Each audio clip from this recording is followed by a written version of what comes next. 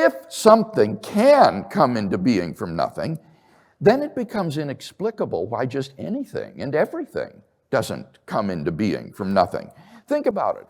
Why don't bicycles and Beethoven, why so serious, and root beer come into being out of nothing? Why is it only universes that can come into being from nothing? What makes nothingness so discriminatory? There can't be anything about nothingness that favors universes, for nothingness doesn't have any properties, nor can anything constrain nothingness, since there isn't anything to be constrained.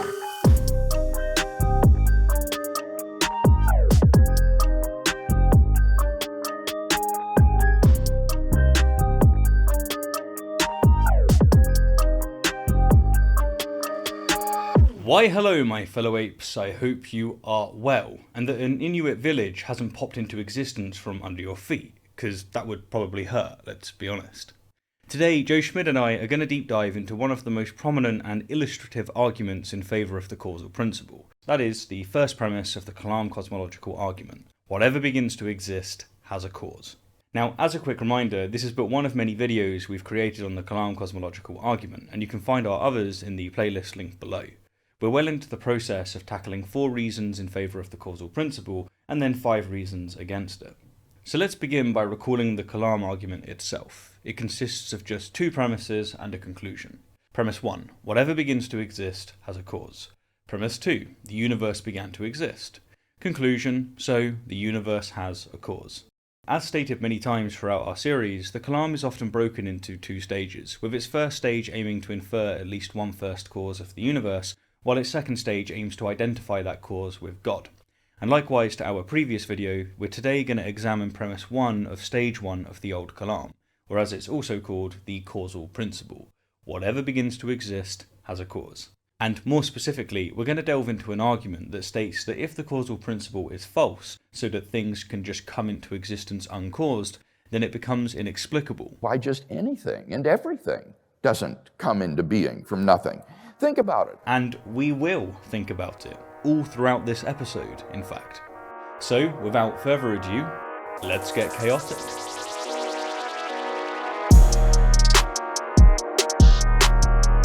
As we've said, the heart and soul of this episode is the argument from chaos for premise 1 of the Kalam. The reason we call it the argument from chaos should be clear upon understanding the argument.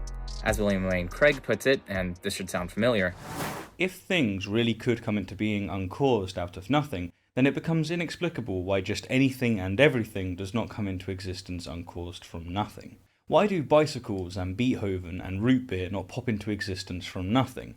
Why is it only universes that can come into being from nothing?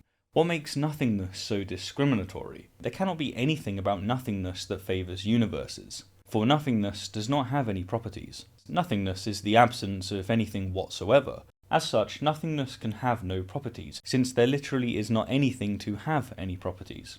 Nor can anything constrain nothingness, for there is not anything to be constrained. Now, the form of the argument isn't very clear from Craig's remark, but we can put his reductio ad absurdum as follows. 1. If the causal principle is false, then uncaused chaos would pervade reality. 2. Uncaused chaos doesn't pervade reality. Conclusion, so the causal principle is true. The idea is that if not everything that begins to exist has a cause, then we have no explanation for why chaos doesn't pervade reality.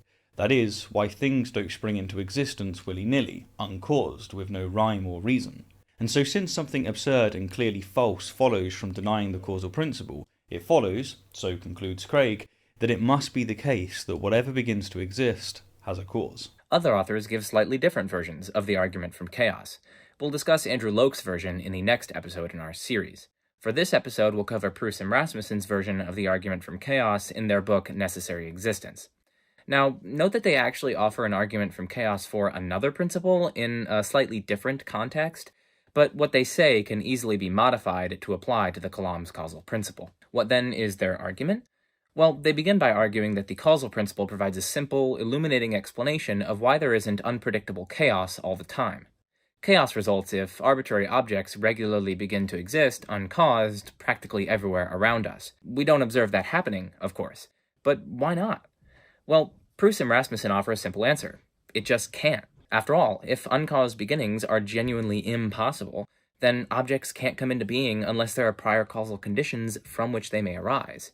Thus, in the absence of such causal conditions, arbitrary chaotic masses of objects simply cannot come into being around us at any moment. According to Ruis and Rasmussen, the causal principle, which states that beginnings require causes, is therefore a simple, illuminating, and predictively successful explanation of why chaos doesn't pervade reality. Now suppose instead that uncaused beginnings really are possible. So, for instance, it's possible for there to be, let's say, a pair of protons that begin to exist without a cause. Then it would seem that any number of uncaused beginnings would be possible. After all, it would be really strange if instead there were some precise finite number of things that could begin to exist without a cause. Like, oh, exactly 13 of them can begin uncaused, but no more. That just seems really implausible. So, plausibly, if 2 protons, say, can appear without a cause, then so could 3, and 4, and 5, and so on for any number. Suppose further that there are infinitely many possible things that can begin at any given time, such as protons or electrons or photons. Then we can wonder why countless uncaused beginnings are not a common phenomenon.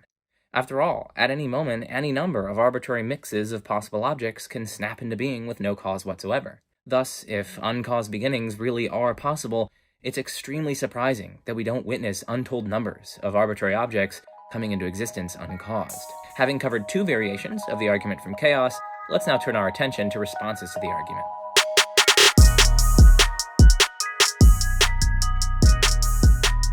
The first response one can offer is that there are other ways to rule out uncaused chaos that don't require any causal principle. Here, we'll discuss just 3 ways. The first way of ruling out chaos is by holding that both that co-location is impossible and that the relevant spaces that uncaused things might occupy upon springing into existence are already occupied. For if the relevant spaces are already occupied, say by chunks of matter or energy or quantum vacuums or whatever, and if co-location is impossible, then it simply cannot be the case that things like bicycles, Beethoven and root beer can chaotically come into existence uncaused. These things would have to take up space that's already occupied. So, providing that material objects can't occupy exactly the same space, we have a straightforward explanation for why uncaused chaos doesn't pervade reality. Notice, moreover, that this explanation doesn't appeal to any causal principle whatsoever. Defenders of the argument from chaos can respond that uncaused beginnings need not involve material objects co-locating, and so merely ruling out co-location won't be enough to prevent chaos. Examples of uncaused beginnings that don't involve material objects co-locating might be the uncaused and chaotic gain or loss of physical properties. For example, the spins of particles changing without a cause, or uncaused changes in the strength of electric fields, or uncaused excitations of quantum fields, etc. A second response that defenders of the argument from chaos might express would be that even if co-location is impossible, and even if uncaused beginnings could only involve co-location, chaos still wouldn't be prevented. For if things could begin to exist uncaused, then surely things could also cease to exist uncaused, because there doesn't seem to be a relevant difference between the beginnings and ceasings when it comes to requiring a cause. And in that case, we're faced with the question of why material things don't chaotically and causelessly cease to exist, thereby leaving their spatial positions vacant for chaotic comings into being. Chaos also wouldn't be prevented for yet another reason, namely that for all this first way of debarring chaos says, spatial regions themselves might come into existence uncaused in between actual fully occupied spatial regions. Ruling out co-location fails to rule out this chaotic scenario. In response, one might of course add various auxiliary hypotheses to circumvent these problems. For instance, one could add that the gain and loss of properties requires a cause, that ceasing to exist requires a cause, and that spatial regions cannot come into existence in between actual, fully occupied spatial regions. But this only increases the complexity of the explanation while rendering it far less unifying and illuminating. Though it should be noted that the Kalam causal principle by itself also doesn't explain why things don't chaotically and causelessly cease to exist. So that principle too needs to be supplemented if we want to give an adequate explanation of causal order. Let's now consider a second way to rule out chaos, namely by holding that certain physical laws prevent the uncaused coming into being of objects like bicycles, Beethoven, and root beer. Given the existence of such laws, no physical object or property could just spring into existence or out of existence uncaused.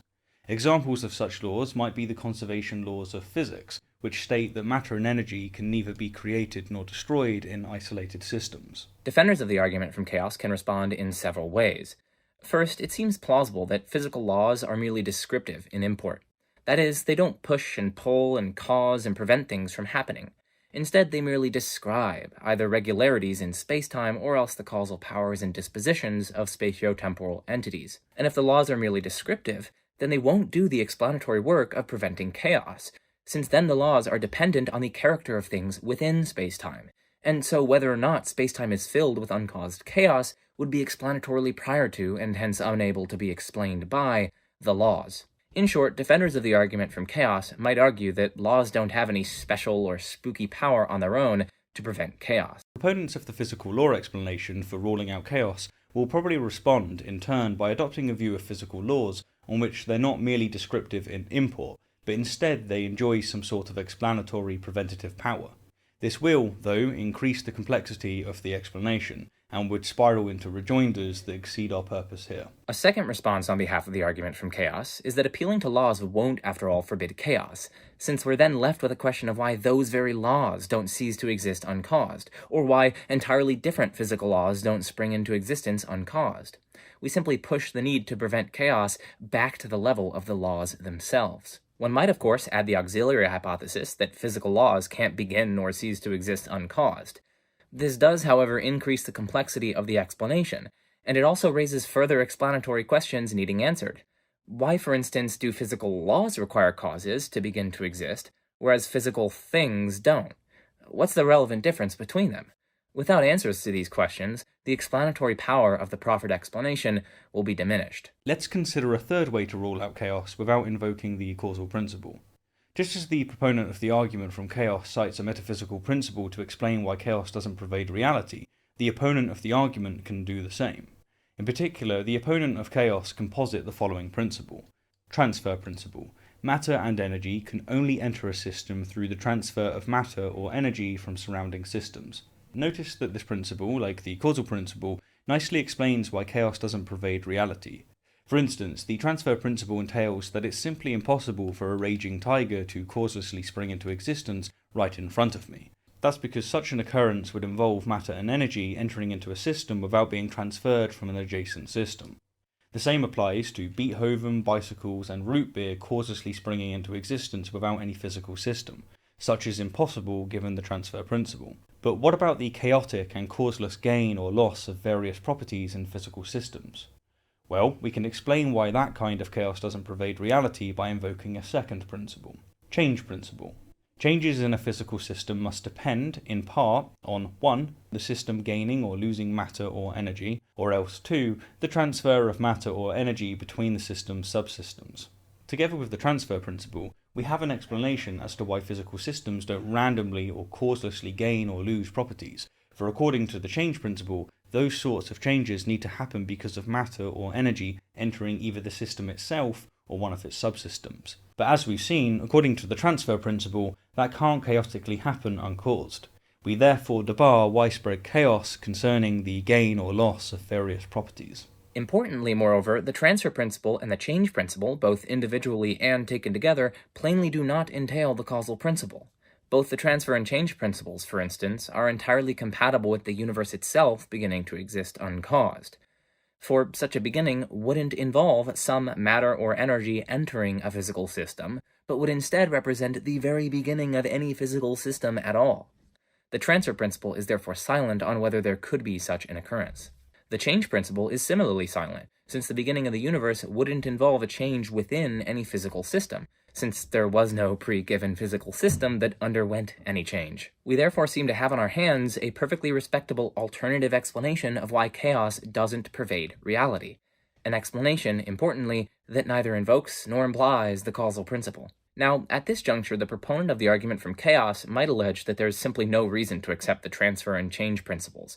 But this reply is confused. First, regardless of whether there is reason to accept the principles, what matters is that they show that Craig is simply mistaken in saying that if the causal principle is false, then it's inexplicable why chaos doesn't pervade reality. For the transfer and change principles are perfectly compatible with the falsity of the causal principle, but nevertheless provide an explanation for why chaos doesn't pervade reality. In principle, then, it could be the case that the causal principle is false, and yet there's an explanation for why chaos doesn't pervade reality. And so Craig is simply wrong to insist that if the causal principle is false, then the absence of chaos is inexplicable. Second, this reply just misunderstands who has the burden of proof in the current dialectic. The burden of proof is on proponents of the argument from chaos to positively justify their claim that the absence of chaos gives us good reason to accept the causal principle. This, in turn, means that the burden is on them to show that either 1, if the causal principle is false, then either there would be chaos or else it would be inexplicable why there's no chaos, or else 2, despite the fact that there are alternative explanations for why there's no chaos, we should accept the explanation based on the causal principle. We've already seen why 1 is mistaken, and as far as we're aware, proponents of the argument from chaos have yet to make a case for 2. But the crucial thing to see here is the following. It just doesn't matter, in the current context, whether or not there are positive reasons favoring the transfer and change principles. The burden, again, is on the proponent of the argument from chaos to provide positive reasons for accepting the causal principle as an explanation of why there's no chaos, as opposed to simply adopting the transfer and change principles instead as an explanation thereof. Third, there actually are lots of reasons to believe the transfer and change principles. At least by our lights, they're both intuitively plausible, which is a reason that Kalam proponents themselves tend to cite in favor of the causal principle. Moreover, the transfer and change principles are exceptionally empirically confirmed, and they also successfully predict the truth of conservation laws in physics. Finally, like the causal principle, they seem to offer a relatively simple and illuminating explanation for why chaos doesn't pervade reality. Lastly, the defender of the argument from chaos might reply that there's still residual chaos that this maneuver fails to rule out. For instance, even if we respect the constraint that matter and energy must be transferred between systems or subsystems, this transfer might itself happen in a chaotic, uncaused fashion, and hence the 2 principles we've canvassed fail to rule out boatloads of random, uncaused transfers of matter and energy between systems. It therefore fails to rule out this residual chaos. But this reply rests on a misunderstanding of the word transfer. As we intend the 2 principles to be understood, matter-energy transference is itself a causal process. As we're understanding it, for matter or energy to be transferred between systems or subsystems just is for something to bring about that transfer. The proponent of the argument from chaos will likely reply, in turn, that there's no relevant difference between transference of matter or energy between systems or subsystems on the one hand, and matter or energy beginning to exist on the other hand when it comes to requiring a cause. If this is correct, then if the former requires a cause, the latter does too. Note, though, that it isn't enough merely to suggest that there is no relevant difference here. The proponent of the argument from chaos needs to roll up their sleeves and actually establish that. Whew. Okay, we made it through the section. It's technical, I know, but it's also deeply rewarding for that very reason. The overall lesson of this section is that there may very well be other ways to rule out uncaused chaos that don't require the Kalam's causal principle, which in turn means that defenders of the argument from chaos at least have much more work to do if they want us to accept their particular solution to the problem of preventing chaos.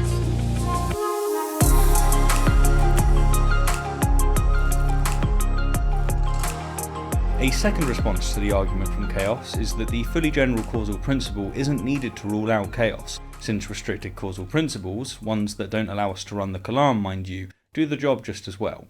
Consider the following principles that, even together with the claim that the universe began to exist, don't allow us to infer that the universe has a cause, but that nevertheless seems to prevent chaos in the world around us. 1. Everything in the universe that begins to exist requires a cause.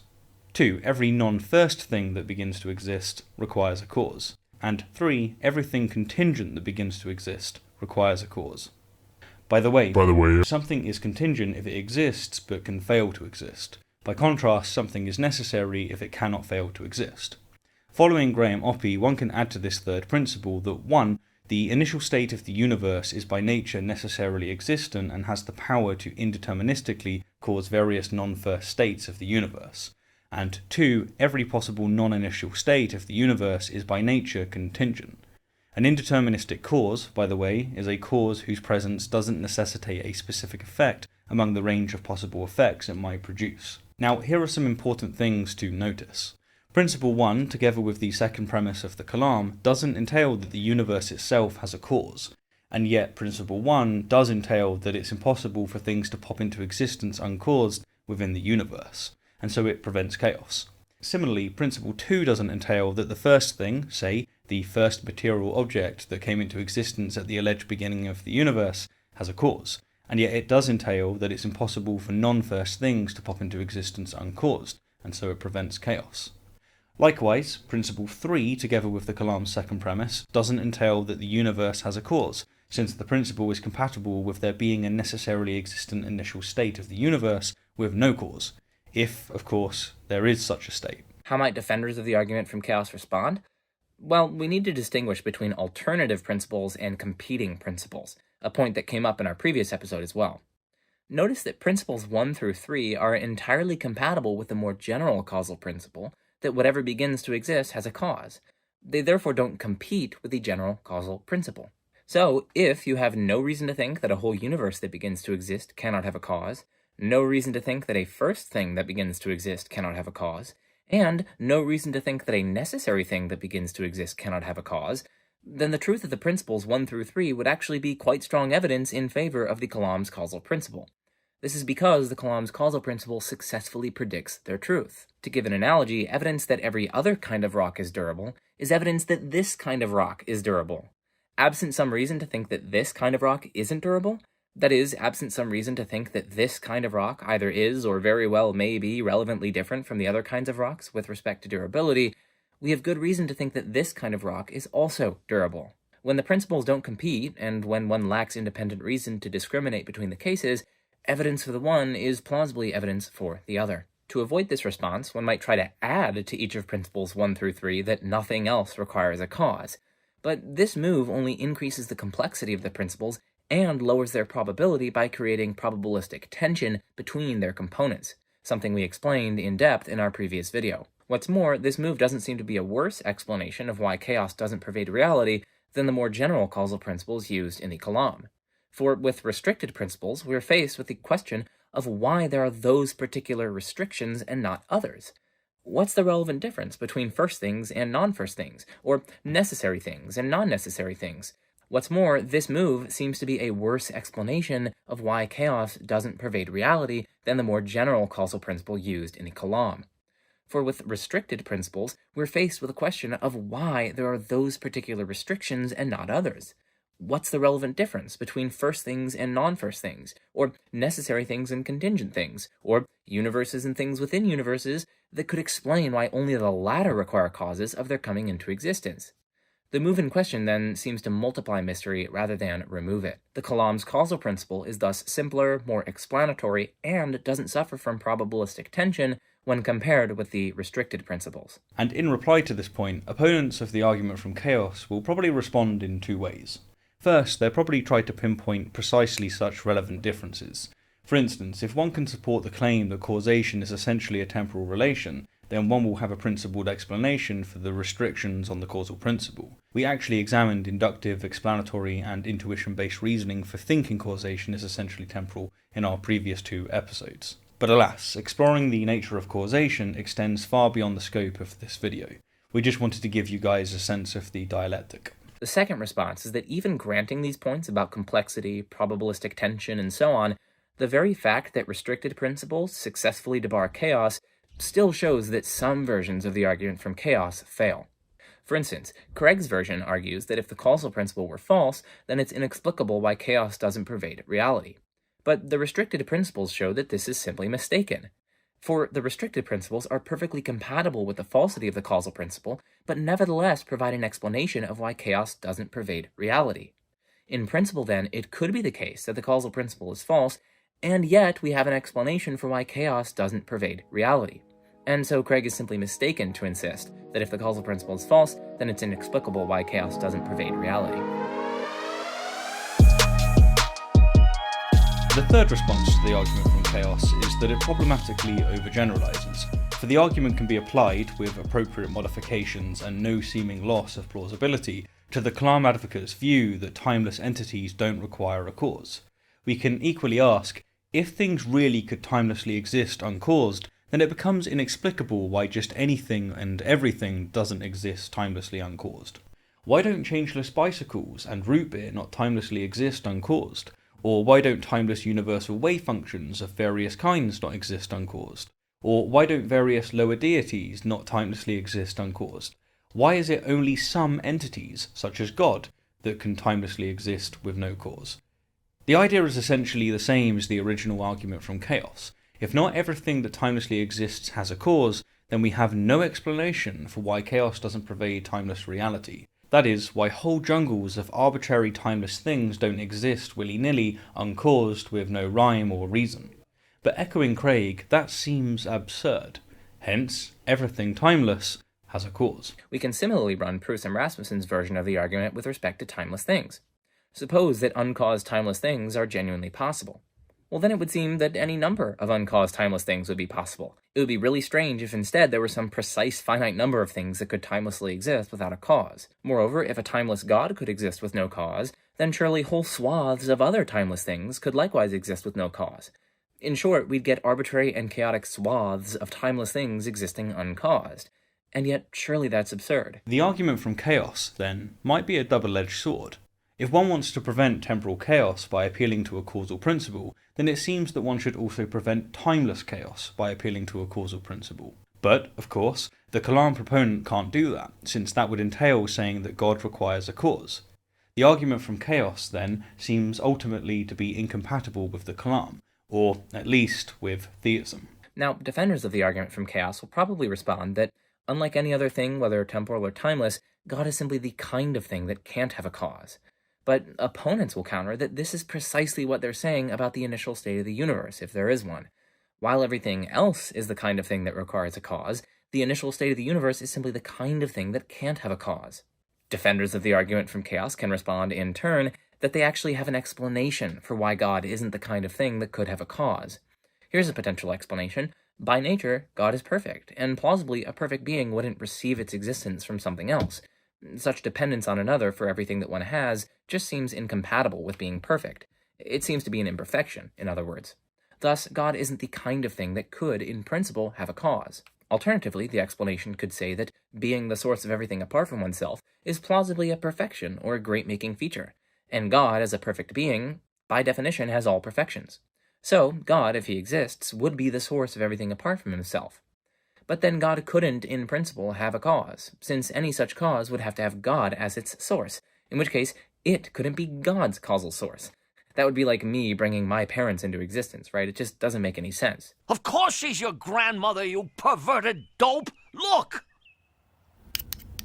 Come back to bed, dearie. Ah! It's impossible! I mean, if she's my grandmother, who's my grandfather? Isn't it obvious? You are! So defenders of the argument from chaos will probably respond that they have explanations as to why God isn't the kind of thing that could have a cause. By contrast, there doesn't seem to be any explanation for why the initial state of the universe would be relevantly different from everything else when it comes to the possibility of being caused. The opponent of the argument from chaos would then need to pinpoint some relevant difference between the initial state and non-initial states of the universe that could explain why the former, but not the latter, is the kind of thing that couldn't be caused. For instance, they could give some reason for thinking that causation is an essentially temporal relation.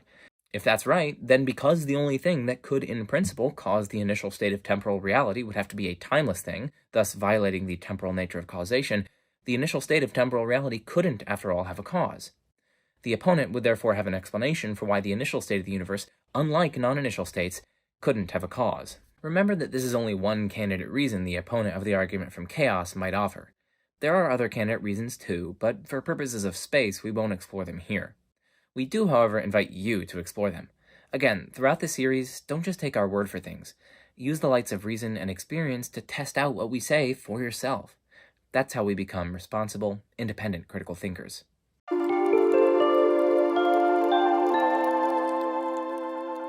Alrighty, let's recap. We began by articulating the argument from chaos from the causal principle. According to Craig's version of the argument, if the causal principle is false, it becomes inexplicable why whole swaths of random objects don't chaotically and uncausedly pop into existence all around us. And according to Proust and Rasmussen's version of the argument, we should accept the causal principle because it offers a simple, illuminating, and predictively successful explanation of why chaos doesn't pervade reality. We then examined 3 responses to the argument from chaos. According to the first response, there are other ways to rule out uncaused chaos that doesn't require any causal principle. According to the second response, the fully general causal principle isn't needed to rule out chaos, since restricted causal principles do the job just as well. These restricted causal principles, in turn, don't allow us to run the Kalam. Finally, according to the third response, the argument from chaos fails because it problematically overgeneralizes to timeless entities in addition to temporal entities. And that's a wrap. As always, thank you kindly for the view, and an extra special thank you to my wonderful patrons and YouTube members. Content like this is very important, but it takes a tremendous amount of time, energy, and resources to see to its end. Without people that support the channel, I just could not make content like this. Thank you.